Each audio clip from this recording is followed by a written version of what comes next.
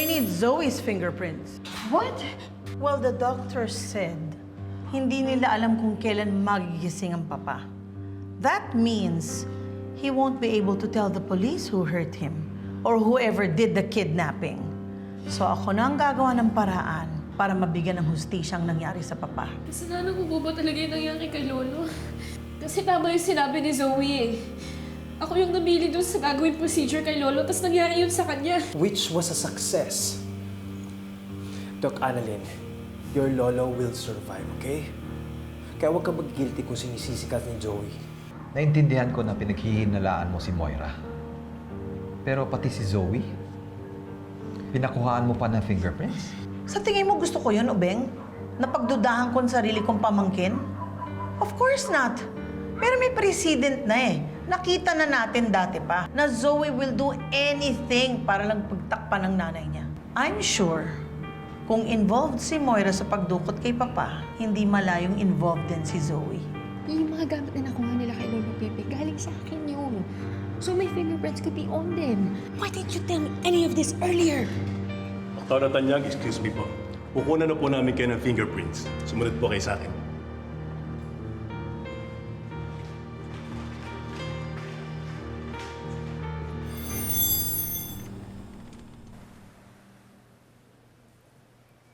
Nakita mo ba si Annalyn? Ah, nag-sir yata.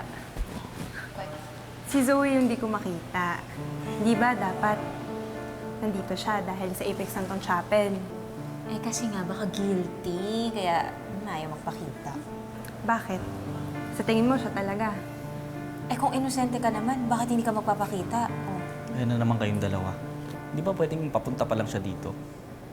Tsaka isa pa, tigil-tigilan niyo na si Zoe. Muntik nang mamatay yung lolo niya kung ano-ano pang sinasabi niyo sa kanya.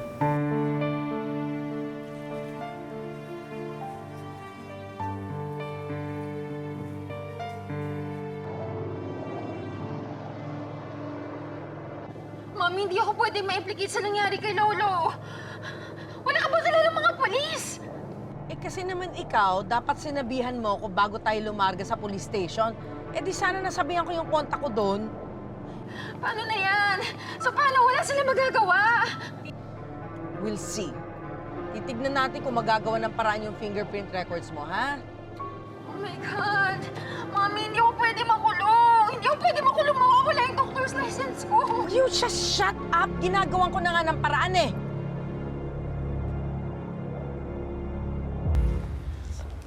Thanks for joining us, Doc.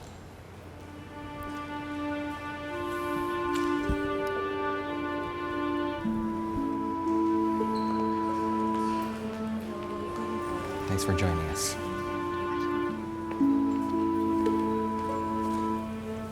Doc, si Karen po, kasunod na. It's going to be fine, pare. I hope so. Tara.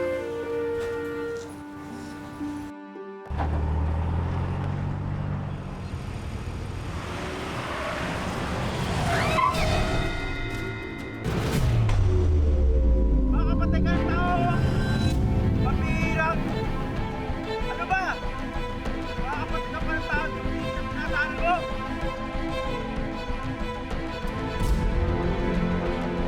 Ano pa, Zoe? Hoy! Lintik na to! Papatay mo ba kami? Tumigil ka sa dadaanan mo!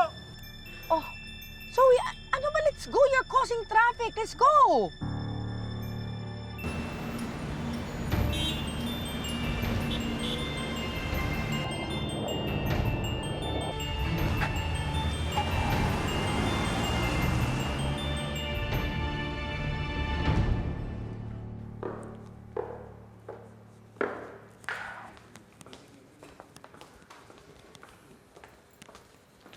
Carlos, ready ka na? Kailangan pa ba natin pumunta sa Apex? Sinabi ko na kay Annalyn na pupunta tayo para dun sa prayer vigil para kay Sir Pepe. Tsaka isa pa, ine-expect ako ni Ma'am Giselle dun.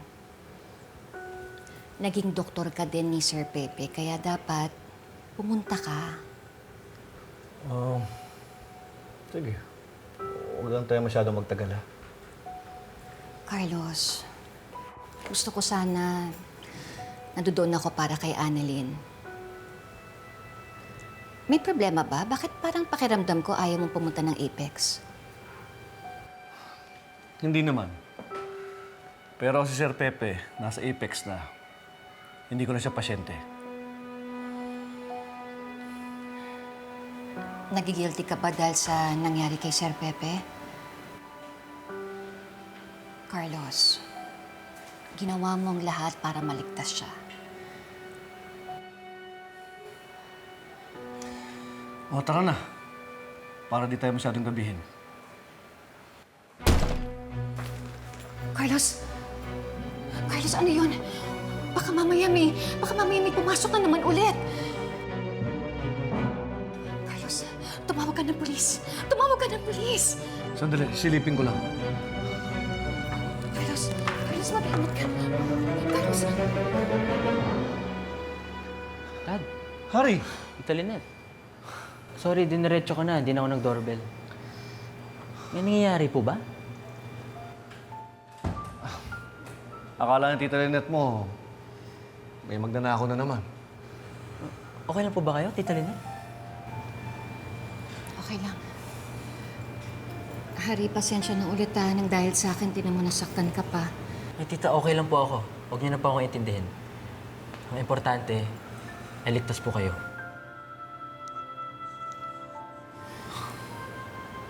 Ang mahalaga, buhay kayo pareho. Sorry kung may pagkukulang ako nung gabing yun. Sana hindi kita iniwan. Pinotektahan mo naman kaming dalawa ng anak mo. Kaya hanggang ngayon, eto, buhay kaming dalawa.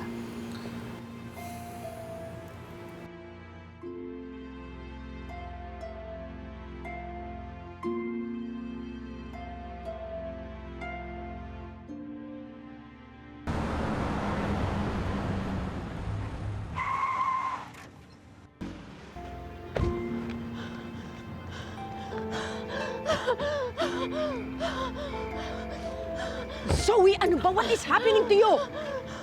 Mami! Mami, si Lolo! Mami, si Lolo! Nakita ko si Lolo! Ano nakita mo si Lolo? Saan? Hindi ko na siya mabangga! Mami! Si Lolo yun! Ibig mong sabihin yung muntik mo masagasaan yung mokong na yun, hindi ng lolo mo. Zoe, can you just relax, ha? Konsyensya mo lang yan. Masyado ka kasi nagpapa-apekto eh. How can I not be affected, ha? Ako yung reason kung bakit comatose si Lolo! And that is the operative word, comatose. In other words, hindi pa siya tigok. Buhay pa yung lolo mo, kaya pwede ba mag-relax ka lang, aayusin ko yung problema ng fingerprints mo at kay Carlos sa presinto. Huwag ka na magpapahalata, ha? Ayusin mo yung sarili mo. Now!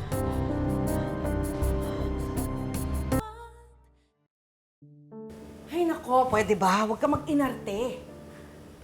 Di ba ang sabi, matindi nangyari kay Tanda, malabo ng magising? So, you have to act normal. We need to maintain our appearance na nalulungkot tayo sa nangyari sa lolo mo. Kaya, kailangan natin magpunta sa prayer vigil. Wearing that?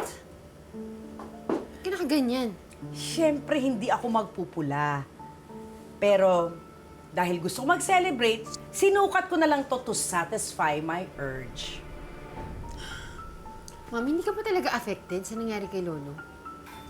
Sino ba may sabing hindi ako affected? Of course, I'm affected. But in a positive way. Dahil hanggang ngayon, wala pang nakakasiwalat ng sikreto natin.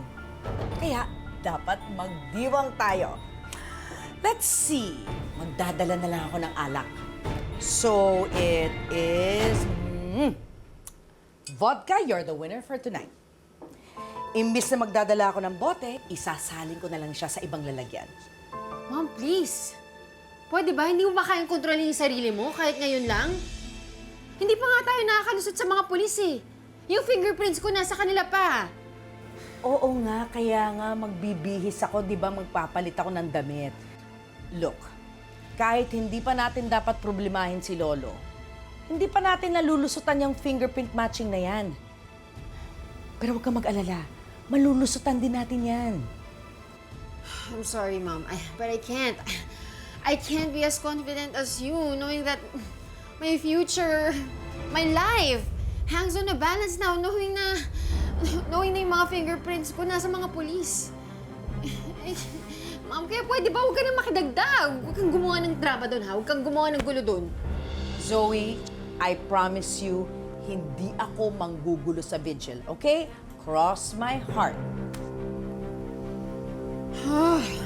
Sige na, magbibihis na ako.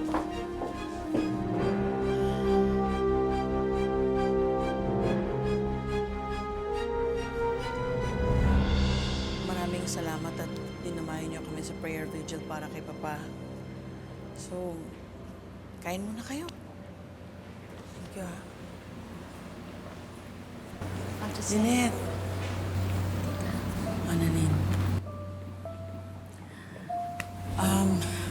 Jeanette, didiretsuhin na kita. Because I just really need some clarification.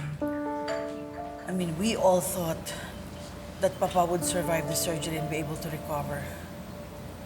But then here we are. Bakit pa talaga siya nag-cardiac arrest? Ma'am Giselle, I'm sorry po talaga.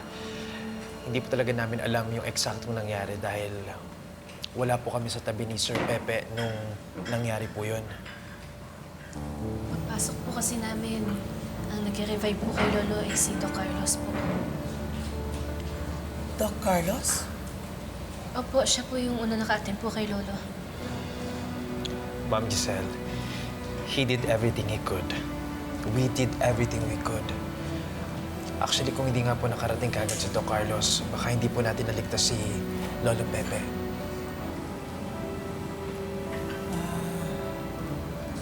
Oo nga pala. Nasaan ba si Doc Carlos? Ma'am, nasa labas lang po siya may kausap na doktor. Pero papasok din po yun maya-maya. Sige. Maiwan ko muna kayo, ha? Kain muna kayo.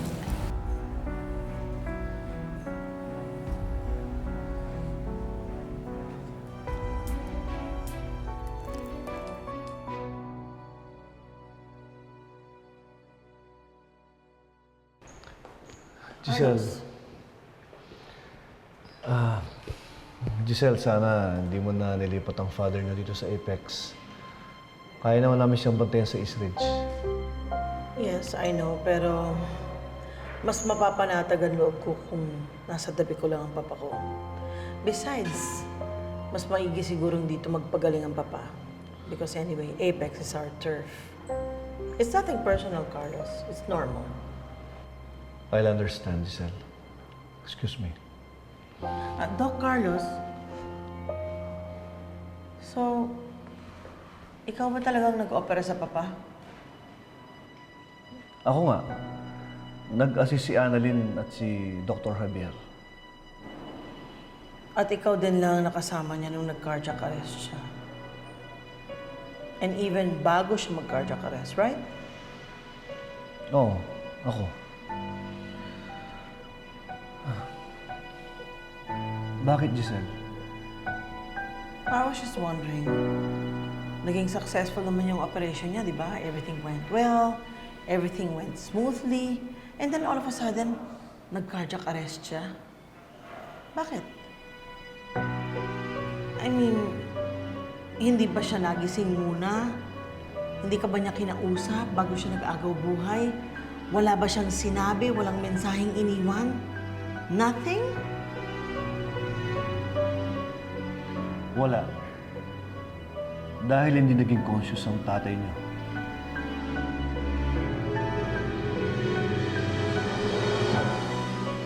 Hindi ka naman nagsisinungaling sa akin, ano? Giselle, bakit ako magsisinungaling sa'yo?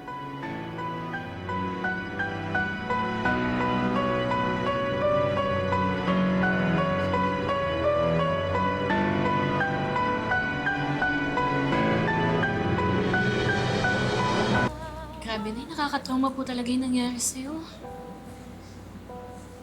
Kausapin mo po kaya si Doc Carlos. Sabi mo po sa kanya na mag-hire po kayo ng security guard sa bahay para di po kayo mag-isa. Para naman po makampante na po tayo na eh. Alam mo anak, magandang idea yan. Hayaan mo, babanggitin ko yan kay Carlos. Kung pwede lang po eh. Sana ako na lang po yung lagi niyong kasama sa bahay. Mga anak eh, kaso hindi pa namin napapaayos yung kwarto mo. Pero kukulitin ko ulit si Carlos para sa ganun kasama na tayo ulit sa bahay. Eh, ikaw, kamusta ka na? Nakapahinga ka na?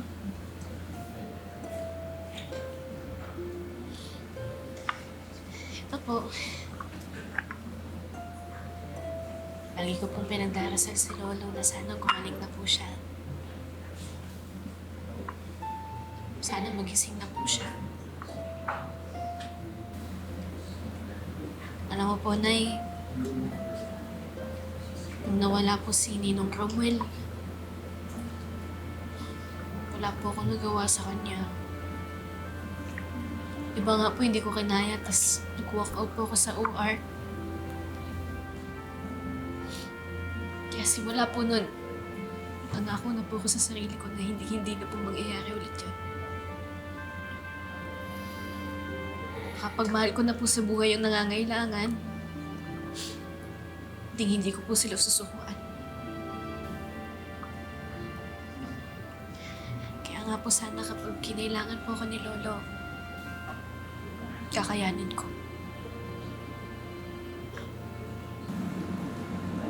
Anak, kakayanin mo yan. Sigurado ako doon.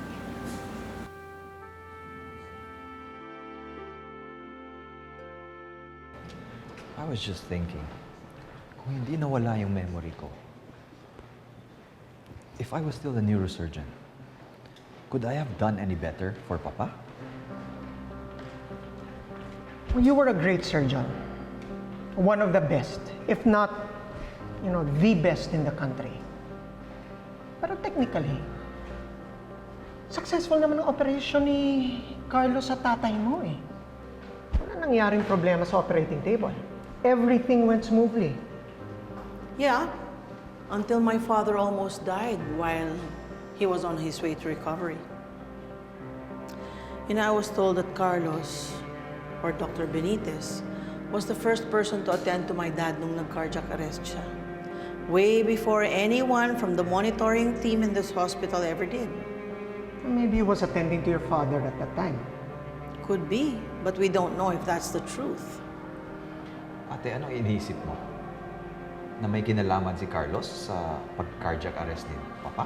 I highly doubt that. Dr. Benitez did his best to save your father sa OR. Alam mo, if you really wanted to do your father harm, edi dapat sa OR pa lang ginawa na niya yun. Doc Ray, we all know na maraming tao sa operating room. Kung meron siyang gagawing foul play o mali, makikita ng lahat. And Annalyn was there. So, inantay muna niya makalabas ng OR, ang tatay niya, to do him harm? Your words, not mine. Kawawa naman si Don Pepe. Di man na nabigyan ng justice yung nangyari sa kanya. Kaya nga eh, ang hirap pa ng pinagdaanan niya. Biruin mo, nakidnap, nabugbog. O tapos nalaglag pa sa bangin. Kaya tuloy matanda may head injury. Nakakalunod. Sana naman mahuli na yung taong gumawa nun sa kanya.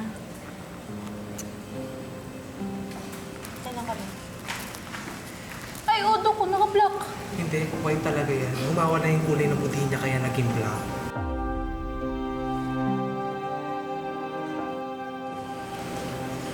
Zoe, ba't ka naman naka-black? Bakit? White ba dapat? Hindi naman patay si Lolo eh. Annalyn, pati ba naman yung kulay ng damit ko? Pakikailaman mo? Sige na, tumulong ka na lang mag-serve sa mga guests sa loob. Bakit ako magsaserve? Nagpunta ako dito para ipag-pray si Lolo, hindi para mag-serve. Alam ko eh, prayer vigil to eh. Lahat nandito para ipagdasal si Lolo. Pero mga apo niya tayo, kaya may responsibilidad tayo para sa kanya. May obligasyon tayo. O baka mamaya nakalimutan mo rin yun. Zoe, coffee ko mamaya. Ay, ako rin coffee. Ako, Zoe, anything available. Tapos pa-take out din ako, Thank you. Take off pa. I-serve niyo yung mga mukha niyo. Uy, mga to. Tabi nga. Kaloka. Ay, deserve niya mo. Kayo naman kasi. Hindi ba bigaw niyo pa? Kasalanan niya. But why? I mean, may away ba silang dalawa? Meron bang nagawa ang tatay ninyo hindi maganda kay Carlos para gumanti siya sa tatay ninyo? May mga disagreements kami ni Carlos. We even suspected na siya yung nanakit sa akin. Nung time na pinagseselosan niya kami ni Lynette. Pero para saktan niya si Papa. Ate, ang hirap yata paniwalaan na Carlos was behind the cardiac arrest of Papa. First, wala siyang control doon. And, like sinabi nga ni Ray, ginawa niya lahat para makalabas ng buhay si Papa sa OR. Pangalawa, wala naman akong maisip na motibo ni Carlos para gawin yun kay Papa. Dahil wala namang ginawang masama si Papa sa kanya.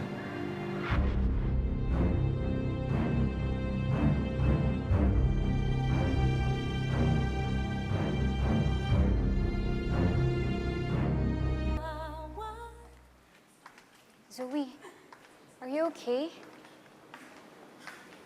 My lolo is fighting for his life. And yung mga tao, imbis na damayan ako, they're mocking me. So do you think I'm okay? Zoe, I'm your friend. Concerned lang naman ako sa'yo eh. Huwag naman pati ako tatarayan mo. Sorry. Pwede ba iwan mo na muna ako? Sige na. Okay, I'll just be outside. Just please call me whenever you need me, alright?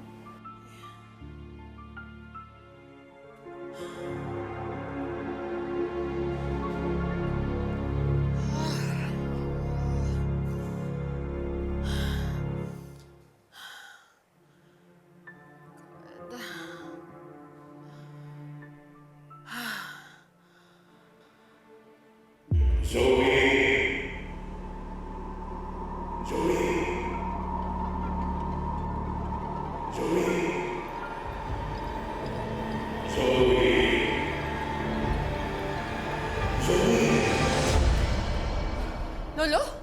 Zoe, okay ka lang? Annalyn? Ikaw yun, di ba? Ah, ano ako? Ginaya mo yung boss si Lola Pepe. Bakit mo ginawa yun, ha? Ha? Bakit mo ginawa yun? Tinatakot mo ko? Zoe! Ha? Tinatakot mo ko? Bakit mo ginawa yun? Zoe, ano ba? Bakit mo ginawa yun, Annalyn? Bakit mo ginagaya yung boss si Lola Pepe, ha? Zoe!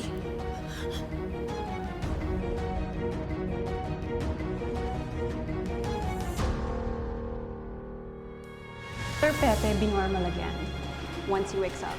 Well, you can suffer the same fate as Doc RJ, or worse, be in a vegetative state. Let's just hope that doesn't happen. That's why we're all here. To pray for his full recovery. Sigurado ako na proud sa'yo si Sir Pepe. At oras na gumising siya, panigurado, yun ang unang-unang niyang sasabihin sa'yo. Oh, Giselle! Oh, my poor sister-in-law. Get off me. Bakit amoy alak ka? Lasing ka! Update lang kita. Nakita namin magkausap kanina si best friend tsaka si Lynette. Nagyakapan pa nga eh. Bakit mo sinusumbong kay Doc Carlos si Lynette at si Doc RJ?